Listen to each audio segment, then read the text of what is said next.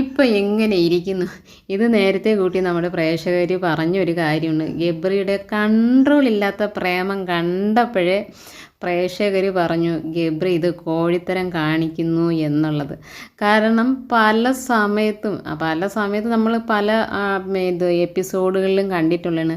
Jasmine ചില സമയത്ത് ആകെ ഡൗൺ ആവുന്ന സമയത്ത് പിന്മാറാൻ തുടങ്ങുമ്പോൾ ഗബ്രി എന്താണെന്നാലും വിടാൻ ഭാവമില്ലായിരുന്നു. Please please I love you എന്നൊക്കെ പറഞ്ഞ് ആ കൊച്ചിനെ ഉറങ്ങാൻ പോലും വിടാതെ അതിൻ്റെ പുറകെ എൻ്റെ നിന്നോടുള്ള എൻ്റെ പ്രേമം എത്രമാത്രമാണെന്നൊന്നും എനിക്ക് നിന്നോട് പറഞ്ഞ് വിവരിക്കാൻ പറ്റത്തില്ല.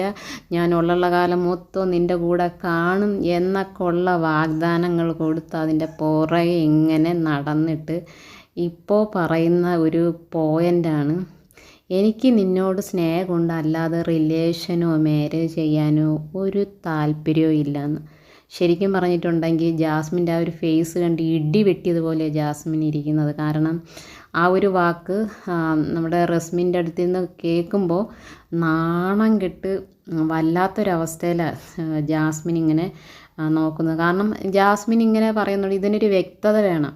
ഗബ്രിയോട് പറഞ്ഞത് ഇതിനൊരു വ്യക്തത വേണം. അതായത് ഈ ലവിൻ്റെ പ്രവൃത്തിയും അല്ലാതെ ഫ്രണ്ട്ഷിപ്പിൻ്റെ പേരും ആകരുതെന്നുള്ള കാര്യം പറഞ്ഞപ്പോഴാണ് ഗബ്രി ഇങ്ങനെ പറഞ്ഞത്.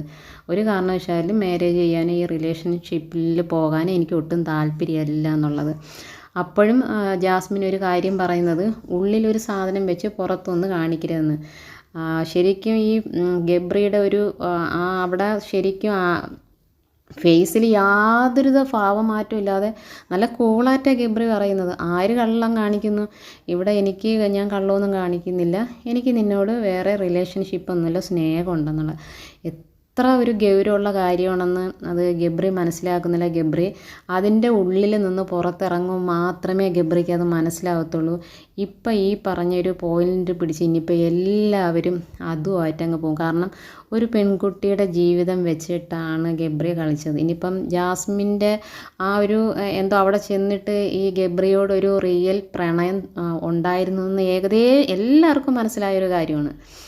പക്ഷെ അത് തിരിച്ച് ഗബ്രി വെറും തെറ്റാണ് ചെയ്തിരിക്കുന്നത്. കാരണം ആ പെൺകുട്ടിയുടെ ജാസ്മിന് ഇതിനകത്തേക്ക് നല്ലൊരു പങ്കുണ്ട്, ഇല്ലെന്ന് പറയുന്നില്ല, ജാസ്മിന് നല്ലൊരു പങ്കുണ്ട്.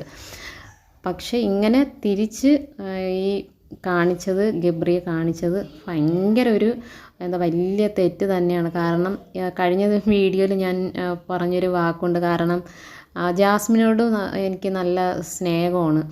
അപ്പോൾ പുറത്തിറങ്ങുമ്പോഴാണെങ്കിൽ പോലും രണ്ടുപേരും ഒരുമിക്കുന്നതായിരിക്കും നല്ലത്. അതങ്ങനെ പറയാനുള്ളൊരു കാരണം എന്താണെന്ന് വെച്ചാൽ ഇപ്പം നമ്മൾ പല എപ്പിസോഡുകളിലും കണ്ടിട്ടുണ്ട്.